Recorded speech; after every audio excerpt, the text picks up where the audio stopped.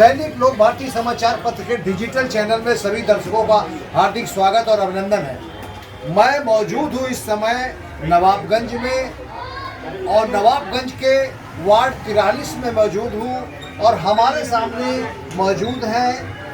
यहाँ के पार्षद जो कि लगातार 2 बार से पार्षद रहे हैं, इस बार तीसरी बार भारतीय जनता पार्टी से पार्षदी के लिए खड़े हुए हैं और बहुत जुझारू प्रत्याशी हैं और जनता के लिए वार्ड क्षेत्र गलियों में बसा होता है। बड़ी सकरी गलियां होती है और बाजारें होती है जहां पर ऐसी सड़कों का निर्माण कार्य संभव नहीं है, परंतु वार्ड में जितनी अच्छी और बड़ी रोडें हैं उन पर योजनाबद्ध तरीके से कार्यकारिणी आदि में इस प्रस्ताव को मैं लगवाने का प्रयास करूंगा कि ऐसी रोडें बने और जिससे एक जो है वार्ड का विकास अलग से चमकता हुआ नजर आए कि वो जो हाईवे पे और मेन रोडों पे जो सड़कों का निर्माण है अब वो वार्डों के अंदर भी चालू हो गया है। अच्छा, दूसरी बात आप को बताएं कि आपको मालूम होगा कि नगर निगम में हाउस टैक्स के नाम पे बड़ा खेल होता है। कॉमर्शियल को रेजिडेंशियल कर दिया जाता है, रेजिडेंशियल प्रॉपर्टी को कॉमर्शियल करके इंस्पेक्टर लोग लाखों रुपया पैसा खाते हैं, तो इस पे दिशा में क्या प्रयास होगा? देखिए, ऐसा है, जनता की अगर कहीं कोई शिकायत आती है तो मेरा निरंतर प्रयास रहता है कि अगर टैक्स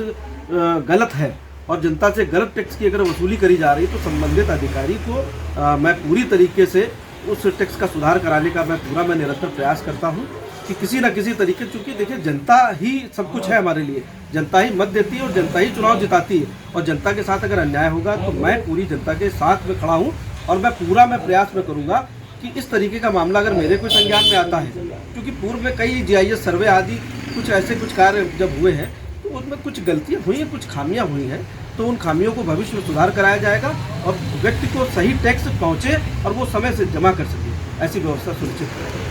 तो इसमें टैक्स का मुद्दा है तो एक बात बताना चाहेंगे कि जो है अभी मतलब जैसे टैक्स जो लोग टाइम से देते हैं उनके लिए कोई छूट नहीं है और जो 3-3, 4-4 साल 5-5 साल से जिनका नहीं उनके लिए OTS योजना सरकार ला रही है, तो जो रेगुलर दे रहे हैं उनको भी तो कुछ इंसेंटिव मिलना चाहिए। कहीं ना कहीं देखिए, आप जो है गवर्नमेंट हर वर्ष जो है टैक्स में 10% से 15% की छूट देती है, तो ये आप मान के चलिए कि एक समय होता है कि कहीं ना कहीं आदमी अपना टैक्स जमा करे, लेकिन जनता भी यही चाहती है कि उसको 20 साल टैक्स बकाया ना रखे, वो अपना बिजली का बिल सही समय पे प्रति माह जमा करना चाहती है, प्रतिवर्ष अपना हाउस टैक्स वाटर टैक्स जमा करना चाहती है। हाँ, कहीं कुछ विवादित संपत्तियां होती है या आपसी भाइयों में विवाद होता है या पैतृक संपत्तियां होती है जहां पर टैक्स कौन दे ये निर्धारित नहीं होता है और उन्हीं के टैक्स लंबे समय तक बकाया रहते हैं और जिनको इन स्कीमों के तहत छूट कराकर जमा कराने का प्रयास किया जाता है। अच्छा, आप अगर इस बार जीतेंगे तो एक मतलब आप एक पार्षद होने के नाते और भावी पार्षद होने के नाते अगर भावी पार्षद आप होते हैं तो एक जनता के लिए क्या मैसेज देना चाहेंगे आप? देखिए, जनता के लिए मैं यही मैसेज देना चाहता हूँ कि जनता सही व्यक्ति का चुनाव करे, क्योंकि जब प्रत्याशी सही होगा तो क्षेत्र में अच्छे और विकास कार्यों को गति प्रदान होगी। देखिए, 4-5 दिन के लिए चुनाव लड़के आना और जनता को भ्रमित करना ये एक अलग का विषय है, तो ऐसे लोगों से सावधान रहना है कि जिनको नगर निगम के बारे में ABCD का पता नहीं है और प्रत्याशी के रूप में क्षेत्र में घूम रहे हैं और लोगों को गुमराह कर रहे हैं, तो सही प्रत्याशी का चयन करें जिससे आपके रुके हुए छूटे हुए काम और पूर्व के जो प्रत्याशी हैं उनका अनुभव आपके काम आ सके और आपके क्षेत्र की जनता का विकास कार्य हो, डेवलप हो और अच्छे प्रत्याशी का चयन करें जिनकी छवि अच्छी हो और खुद जनता इतनी समझदार है कि वो अपना निर्णय